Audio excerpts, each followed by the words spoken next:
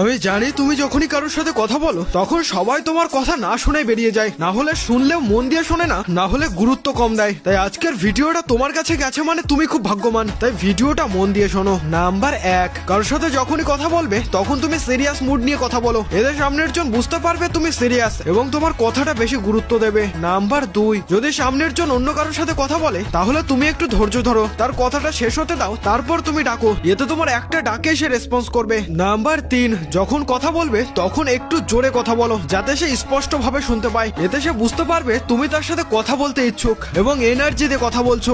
Number 4, সামনের জনের সাথে দীর্ঘক্ষণ কথা বলতে চাইলে তার পছন্দের কিছুকে আগে খুঁজে বের করো এবং তার পছন্দের ব্যাপারে কথা বলো, এতে তার পছন্দের কিছু নিয়ে তোমার সাথে অনেকক্ষণ ধরে কথা বলতে পারবে। মানুষ তার নিজের পছন্দের জিনিসকে বেশি এক্সপ্লেন করতে পছন্দ করে। নাম্বার 5, সামনের জনের সাথে কথা বলার সময় কখনো অন্যদিকে তাকিয়ে বা ফোন দেখতে দেখতে কথা বলো না, এতে তুমি সামনের জনকে বোঝাচ্ছ তুমি তার সাথে কথা বলতে চাইছো না। আর হ্যাঁ, চাইলে সাবস্ক্রাইব করে রাখতে পারো, কারণ এই ভিডিওটা হারিয়ে গেলে আর হয়তো নাও খুঁজে পেতে পারো।